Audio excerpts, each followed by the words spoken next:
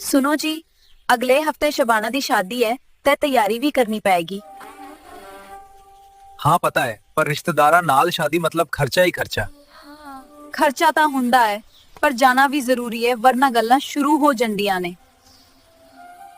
ਇਹ ਤਾਂ ਹੈ, ਨਾ ਜਾਓ ਤਾਂ ਕਹਿੰਦੇ ਨੇ ਰਿਸ਼ਤਾ ਨਿਭਾਉਣਾ ਨਹੀਂ ਆਉਂਦਾ। मैं सोच रही सी कपड़े भी नए लेने पेंगे, पुराने रिपीट हो गए ने जानू। ਤੁਸੀਂ ਹਰ ਸ਼ਾਦੀ 'ਚ ਕੱਪੜੇ ਰਿਪੀਟ ਹੁੰਦਾ ਰੋਣਾ ਰੂ ਦਿੰਦੀ ਹੋ। ओए जी, रिश्तेदार याद रखते ने ए सूट पिछली शादी च भी पाया सी। अच्छा अच्छा ठीक है, पर बजट ਵਿੱਚ रहना पड़ेगा। और गिफ्ट दा की करिए, कैश देना या कोई चीज? ਕੈਸ਼ ਹੀ ਠੀਕ ਹੈ, ਨਾ ਸਾਈਜ਼ ਦਾ ਜੰਜਟ ਨਾ ਪਸੰਦ ਦਾ। टाइम ते भी निकलना पाएगा, लेट होए ता फिर आंटी लोग शुरू हो जंदियां ने। हाँ हाँ, इस बारी मैं तैयार है मिलांगा, ब्लेम सिर्फ मेरे ते नहीं आएगा।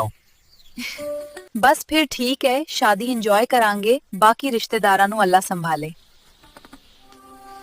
ਅਮੀਨ ਬੇਗਮ ਜੀ, ਸ਼ਾਦੀ ਕਮ ਤੇ ਟੈਨਸ਼ਨ ਜ਼ਿਆਦਾ ਹੁੰਦੀ ਹੈ। जी दोस्तों, उम्मीद है कि ਤੁਹਾਨੂੰ ਇਹ ਵੀਡੀਓ ਚੰਗੀ ਲੱਗੀ ਹੋਵੇਗੀ। ਆਪਣੇ ਚੈਨਲ ਦਾ ਟਿਪਿੰਗ ਕਾਰਨਰ ਨੂੰ ਸਬਸਕ੍ਰਾਈਬ ਕਰ ਲਵੋ। ਰੱਬ ਰਾਖਾ।